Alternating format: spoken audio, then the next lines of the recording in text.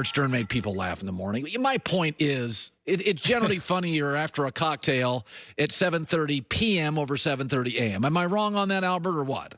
I agree. I mean, like when you were saying that, I was just thinking about how when you're a kid, whether you're a football player or a basketball player, you're building up to being able to play at night, right? Like when you're a kid, you start playing football, you're maybe playing on Sunday morning, then, you get to high school and, you play in the JV game and that's on Thursday afternoon and everything's building up to being able to play on Friday nights, So I think that's exactly what it is. Yeah. So J.J. Watt to the Packers, it would be tight economically, but I do think, I do believe sometimes that symbolically acquisitions matter. I thought Gronk to Tampa symbolically mattered. The band's back together. The system's coming down from New England. That stuff, I think J.J. Watt Packers, is there a hope for it? Is there a shot for it, Albert? Yeah, I mean, they're kicking it around. The Packers have some, cap issues that they're going to have to wade through. As the cap stands right now, they would be over. They restructured David Bakhtiari the other day. That's a step in the right direction. So, I mean, they'd have to work through some of this stuff. But I certainly think if you want to respond to what Aaron Rodgers was saying a few weeks ago after they got eliminated, this would be a way to do it. The same way that, Rob Gronkowski, I think, in the beginning at least, was a little bit of an olive branch to Tom Brady and saying, hey, we're going to be aggressive here. We're going to do everything it takes. We're going to operate with a sense of urgency because we know your window's limited. Going and getting J.J. Watt now and doing it before free agency starts, I think would be sort of a sign to Aaron Rodgers, like, hey, we're not sitting on our hands here. We're going to be aggressive going forward. Yeah. So Carson Wentz, listen, nobody know if he can be solved. The feeling is if he went to Indianapolis with Frank Reich, those would be the best odds. But Chris Ballard is judicious. Chris Ballard is patient. He is measured. They're not throwing away draft picks.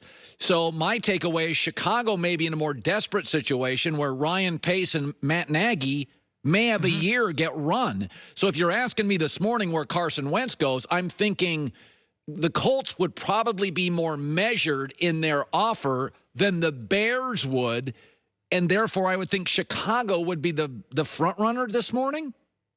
I would follow your instinct on that. I think Chicago is the front runner this morning.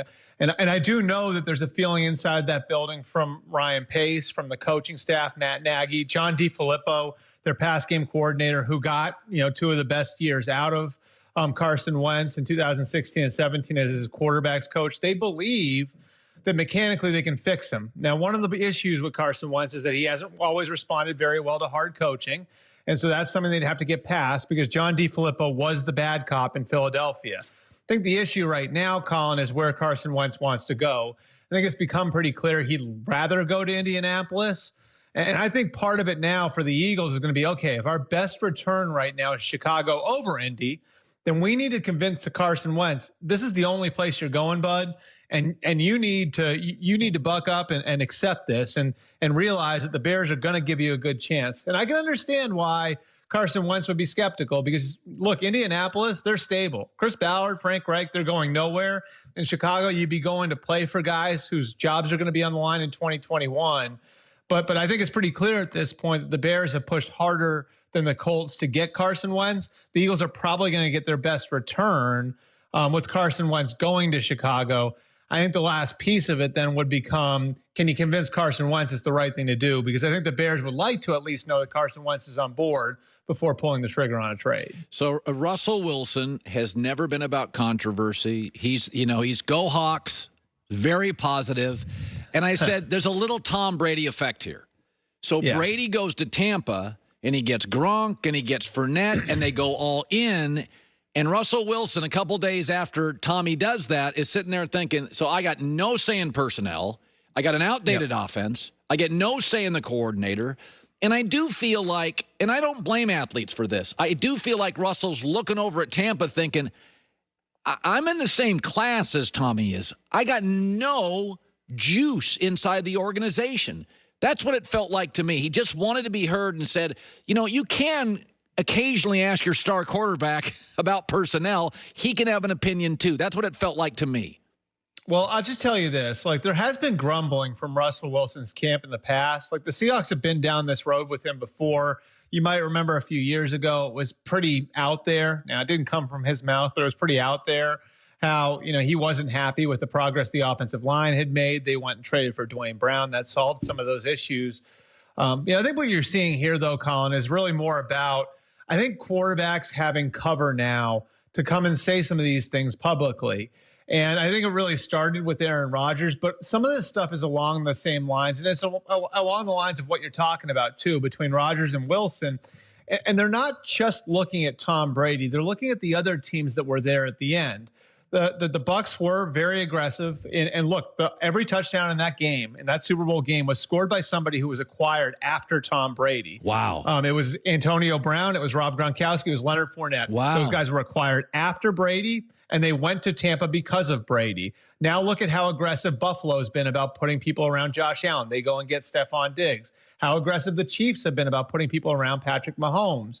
So I think, Aaron Rodgers' willingness to come out and say something was more about putting pressure on the Packers than anything else. And I think Rodgers saying something then gave Wilson cover to say something in Seattle. So I think what you have now is sort of this pressure from some of the elite quarterbacks in the NFL who are looking at their own situation, looking at the teams that were standing there at the end and saying to themselves, is my team being aggressive enough and going and getting me help? And if they aren't, well, now it's actually okay for me to go and say something about it.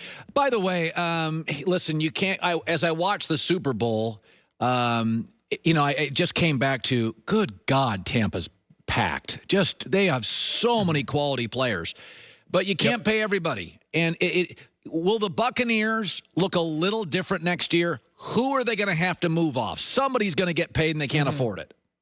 Well, the first big decision they're going to have to make is who they franchise. And is it going to be Shaq Barrett, who they franchised last year, or Chris Godwin? My sense would be Godwin, which would mean Barrett would make it to the market, and Barrett, as a top pass rusher, is going to get paid. So are you willing to go the distance to pay him?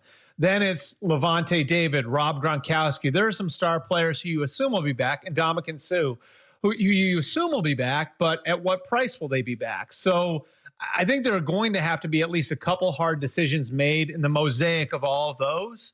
The good news, though, Colin, is now that Tampa's kind of become a destination, you might be able to get, I think, some of the advantage that New England operated with over the last 20 years, where there are going to be a few guys who are going to wind up on that roster who are ring chasing. And it's going to be older guys, like third contract type guys.